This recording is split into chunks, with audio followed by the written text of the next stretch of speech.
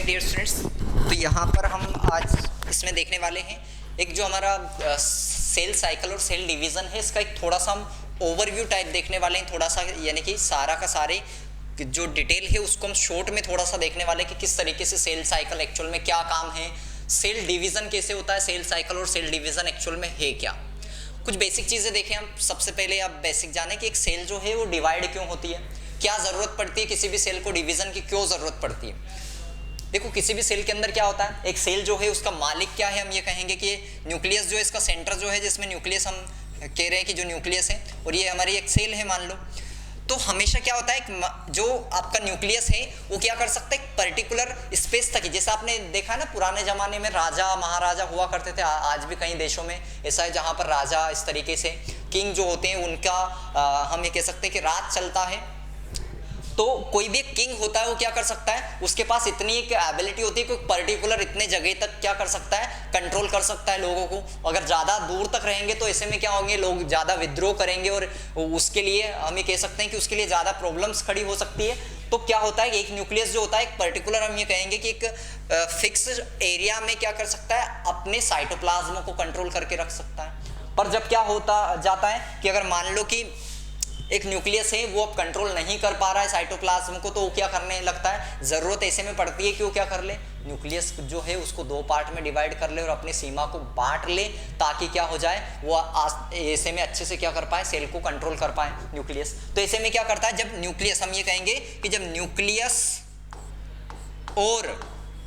Nucleus and cytoplasm का जो एक रेशियो होता है, जो एक फिक्स रेशियो होता है, जब वो गड़बड़ होता है, न्यूक्लियस एंड साइटोप्लाज्म का रेशियो जब गड़बड़ होता है, तब जाकर क्या होता है, हमें सेल डिवीजन की जरूरत पड़ती है। ये क्लियर है। तो न्यूक्लियस और साइटोप्लाज्म का रेशियो जो होता है, जिसको हम n/c रेशियो भी कहते हैं, ये जब हमारा क्या होगा, मेंटेन नहीं होगा, तब जाकर हमें सेल डिवीजन की जरूरत पड़ती है। तो पहली चीज ये बेसिक जाने आप कि सेल डिवाइड क्यों होती है।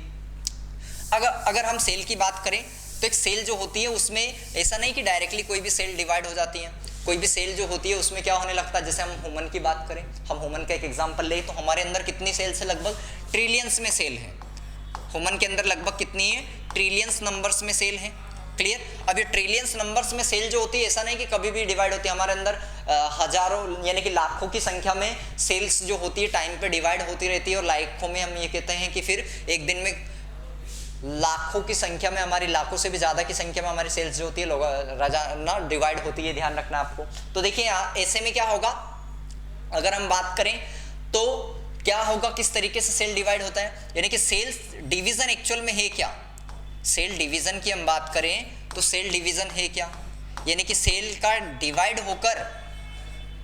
डिवाइड होकर ये सेल जो है आपकी एक सेल है, मान लो इसके अंदर एक न्यूक्लियस है, ये डिवाइड होकर क्या हो जाना, अपने ऑफ स्प्रिंग सेल्स में डिवाइड हो जाना। इस तरीके से एक सेल से क्या हो जाना, दो सेल्स का फॉर्मेशन हो जाना। इसको हम क्या कहते हैं, एक सेल से दो सेल्स का फॉर्मेशन होना, इसको हम क्या कहते हैं, सेल डिवीजन कहते हैं। पर सेल डिवीजन डायरेक्टली ऐसे नहीं होता जैसे हम बता रहे हैं। सेल डिवीजन में एक पर्टिकुलर फेजेस होते हैं, यानी कि सबसे पहले क्या होगी, ये सेल जो थी एक हमारी, ये सेल क्या करेगी, को खाएगी पिएगी, मोटी हो जाएगी। इस वाले फेज को हम क्या कहते हैं, ग्रोथ फेज कहते हैं। पहला फेज कौन सा होता है सेल का, ग्रोथ फेज, या फिर इसी को हम कहते हैं इंटरफेस। ग्रोथ को और क्या कहते हैं, इंटरफेस, यानी कि सेल खाएगी पिएगी, अच्छी खासी मोटी हो जाएगी, और मोटी होने के बाद मान लो इतनी बड़ी सेल हो गई आपकी मोटी होकर, और अब ये क्या करेगी, फाइनली दो पार्ट में डिवाइड हो जाएगी। तो इस तरीके से दो पार्ट में डिवाइड हो जाएगी। ये दो पार्ट में जब डिवाइड होगी, इस वाले फेस को हम क्या कहेंगे, इस वाले फेस को हम कहेंगे डिवीजन फेस। क्लियर। तो कोई सी भी जो सेल साइकिल होती है, सेल का डिवीजन होता है वो दो पार्ट में होता है। एक तो ग्रोथ और इंटरफेज वाला पार्ट होता है, यानी कि स्टार्टिंग में सेल जो होती है वो ग्रोथ करती है, डिवाइड करती है, यानी कि ग्रोथ करेगी पहले और उसके बाद में वो डिवाइड होगी। तो एक हो गया आपका ग्रोथ फेज जिसको इंटरफेस कहते हैं, और दूसरा हो गया डिवीजन फेज। क्लियर। इस दो तरीके के इन दो फेजों में हम इसको डिवाइड करते हैं, ध्यान रखना है। क्लियर। अच्छे से याद रखना चीज़ों को। और क्या है आपको याद रख सकते हैं यहाँ पर, जैसे कि अगर सेल की हम बात करें, यहाँ पर सेल साइकिल के बारे में थोड़ा सा ध्यान दें आप। सेल साइकिल क्या होती है इसको अच्छे से समझे थोड़ा सा। क्लियर। तो हम सेल साइकिल की बात कर रहे हैं। सेल साइकिल होती क्या है, सेल साइकिल की अगर हम बात करें, यानी कि कई सारे इवेंट्स का एक ऐसा सीक्वेंस जो जेनेटिक मटेरियल को क्या करता है, डिवाइड करने का काम करता है, यानी कि एक सेल जो होती है उसको डिवीजन में पार्टिसिपेट करता है, उसको हम क्या कहते हैं, सेल साइकिल कहते हैं। तो सेल साइकिल के अंदर क्या होता है, एक सिंपल सा देखिए सेल साइकिल, जैसे कि हम एक ये बना लेते हैं तो उससे आपको समझ में आ जाएगा सही से। ये एक आपकी सेल साइकिल का हम देख रहे हैं। मान लो सेल साइकिल जो है आपने देखा है, सेल साइकिल के अंदर दो पार्ट होते हैं मेनली। एक होता है इंटरफेस,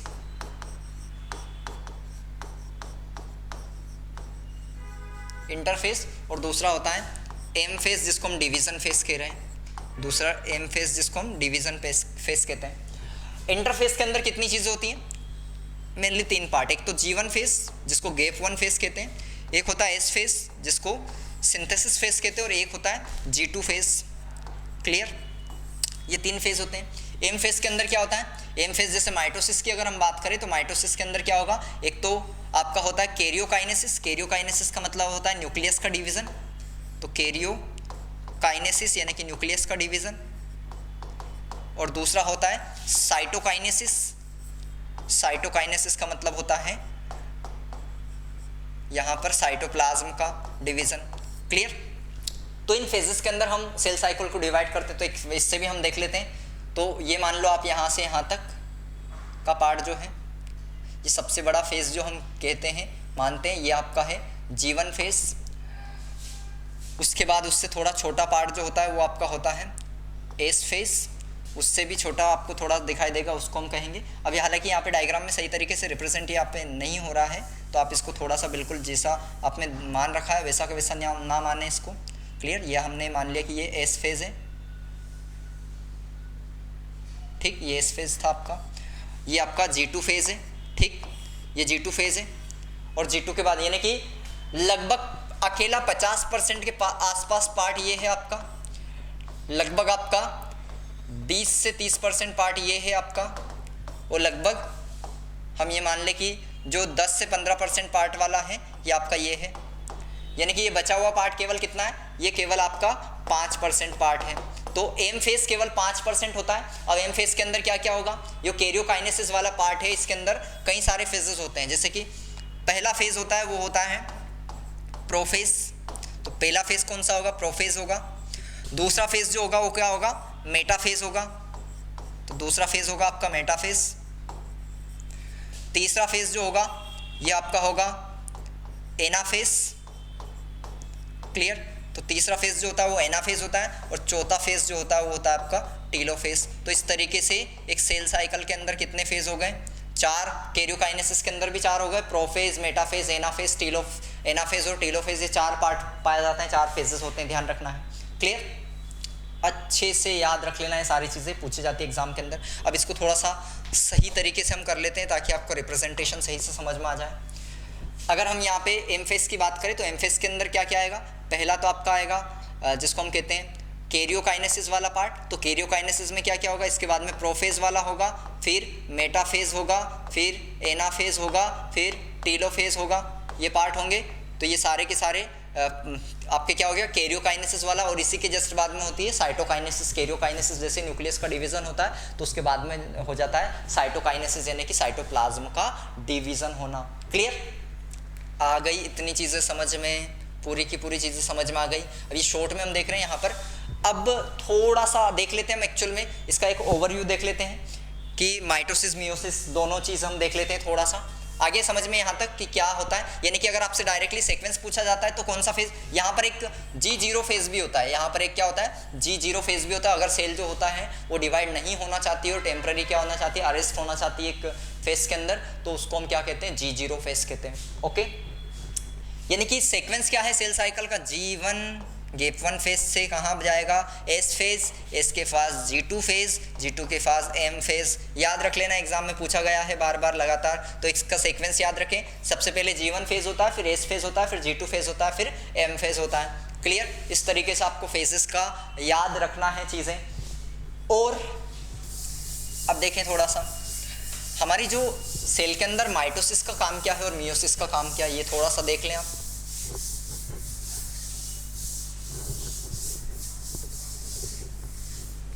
ठीक, तो माइटोसिस और मियोसिस का काम क्या है ये आप थोड़ा सा देख लें। जैसे माइटोसिस की अगर हम बात करें क्या करती है माइटोसिस? हमारी बॉडी के अंदर जितनी भी सेल्स है हमारे यानी कि रिप्रोडक्टिव सिस्टम्स की सेल, जो खासकर हम बोल रहे हैं कि जो हमारे जर्म सेल है, जर्म सेल को छोड़कर जितनी भी बॉडी की सेल है उनको क्या कहते हैं? सोमेटिक सेल कहते हैं। क्लियर? तो सारी बॉडी की सेल को हम क्या कहते हैं? जर्म सेल को छोड़कर सोमेटिक सेल कहते हैं। तो सारी सोमेटिक सेल जो होती है हमारी, वो माइटोसिस करती है। सोमेटिक सेल क्या करती है? माइटोसिस करती है। जनरली माइटोसिस का काम क्या होता है? यानी कि 2n से अगर डिप्लॉयड है सेल तो उसको डिप्लॉयड ही बना के रखना, उसकी ग्रोथ करवाना। अगर n है यानी कि हैप्लॉइड सेल है तो उसको हैप्लॉइड ही बना के रखना, इस तरीके से। तो डिप्लॉयड से डिप्लॉयड बनाने का काम, हैप्लॉइड से हैप्लॉइड बनाने का काम करती है हमारी माइटोसिस, ध्यान रख लेना। यानी कि मेन काम क्या हो गया? इस तरीके से रीजनरेशन की बात करें और ग्रोथ की बात करें, अगर एक सेल की बात करें, रीजनरेशन कौन करवाता है या ग्रोथ कौन करवाता है, तो आंसर क्या आ जाएगा आपका? आगे समझ में? यानी कि आंसर आपका आ जाएगा माइटोसिस। वहीं मियोसिस की अगर हम बात करें तो मियोसिस क्या करती है? मियोसिस दो तरीके की होती है। मियोसिस का जनरली काम क्या होता है? आधा कर देना क्रोमोसोम्स नंबर को। क्लियर? तो मियोसिस क्या करती है? मियोसिस फर्स्ट भी होती है, मियोसिस सेकंड भी होती है। मियोसिस फर्स्ट जो होती है वो मेन काम करती है आधा करने का। तो 2n है अगर डिप्लॉयड क्रोमोसोम है तो डिप्लॉयड से हैप्लॉयड क्रोमोसोम्स कर देने का काम ये करती है। क्लियर? तो डिप्लॉयड से हैप्लॉयड बनाने का काम करती है आपकी मियोसिस। अच्छे से याद रख लेना। तो माइटोसिस और मियोसिस का समझ में आया? थोड़ा शॉर्ट में हम देख रहे हैं, आगे डिटेल में जब सारी की सारी इन चीज़ों को हम देखेंगे। क्लियर? तो माइटोसिस और मियोसिस समझ में आया। सेल डिवीजन क्या होता है शॉर्ट में हमने देखा, फिर जब हम आगे डिटेल में देखेंगे तो हम देखेंगे किस तरीके से माइटोसिस के अंदर सारे फेजेस को डिटेल में देखेंगे, मियोसिस के अंदर सारे फेजेस को डिटेल में देखेंगे। ओके, तो आई होप कि आपको लेक्चर पसंद आया होगा। लाइक करना बिल्कुल ना भूलें, लाइक जरूर करें।